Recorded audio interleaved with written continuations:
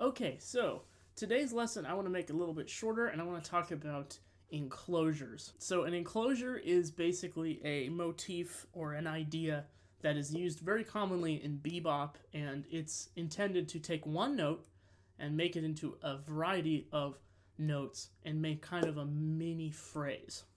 So what you would do with an enclosure is you take one note that's your target note, and for this lesson we're going to put G as our target note, and we're going to take other notes that are around that G and we're going to make it into a phrase. And so this is really helpful for creating your own lines and filling in gaps in where you're playing in your ideas that might be lacking in one particular part of a solo.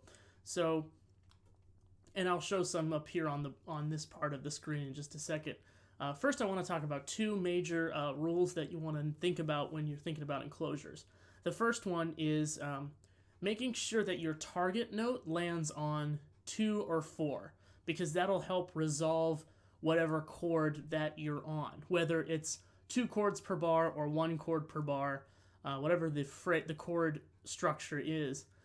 2 and 4 is usually where the chords change, and so if you put your target note on those beats, it will sound more organic and correct and like you're playing within the changes. And the second one is that the target note should generally be a chord tone of the chord you're playing.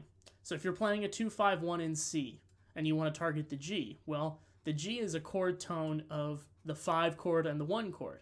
And so if you want to kind of target the G as the root of the 5 chord, you can do that. You could also do it where you're targeting the G as the 5th of the major of the resolution. So but it has to be a chord tone, usually root 3rd, 5th, 7th, not anything extension above that, because that usually sounds a little bit off, like you don't know where you are in the changes, unless you're doing it right, but that doesn't happen very often. Mostly all these enclosures are on a chord tone. So the first one I have up here is a really, really common enclosure that is used a lot in, again, these are all used in bebop.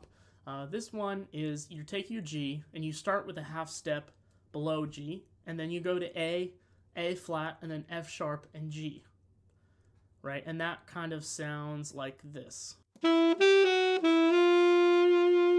right? You're kind of starting below it, and then you're going above it, and then you're going back below it into the chord. So it kind of goes like this.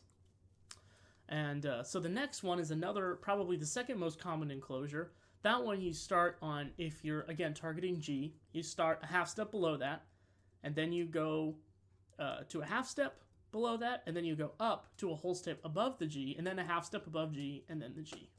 So it kind of goes da-da-dee-da-da. And that one sounds like this. So those are the two most common ones. This next one here is pretty much the opposite of the first one. So remember in the first one where we went down and then up for 2 and then down and then back to the middle. Now it's the opposite. We're starting up and then we're going down 2 and then up and back to the middle. I wish I could remember what compositional technique that's called, but it's basically where you take a motif or a line and you invert it. Maybe it's called inversion. I think it might be called inversion, but you take a line with a certain pattern of notes and intervals and you flip them. So instead of a third going up, it's a third going down. If it's a 6 going down, it's a 6 going up. You can also do that where you invert the actual intervals, like a third becomes a 6th, or a second becomes a 7th. But in this case, we're just talking about making the intervals the same, but switching the direction of them. And this is kind of one that I made. I don't know if I've ever actually heard anybody play this, but this is how you could make your own lines and take one of your favorite lines and invert it and see what it sounds like. And this one sounds like this. Now this fourth one here is again probably the third most common one, and this is kind of more a chromatic descending motion, but it does kind of have the half step above, half step below, and then target note enclosure idea. You should check out a saxophone player named Chad Lefkowitz Brown. He really is the master of all these enclosures, and he knows how to use them, and he uses them in all 12 keys, and they all sound really good. So check out him and check out some of his lesson videos too, because There's a lot of good information on that, and he talks about how he uses enclosures in his playing. So that's pretty insightful, and this is kind of one that I kind of stole from him, or at least sort of. I tried to. I'm not very, you know. So this one is chromatic, starting on B flat, chromatic down until you would get to the G, and then you go back to F sharp and the G, and this one sounds like this.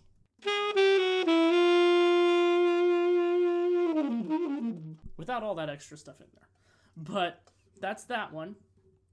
And the last one I have, the fifth one, is basically again, an inversion of the one I just played. So instead of going chromatic down, you're going chromatic up, and then you're hitting the A flat and then down to the G. And that one sounds like this.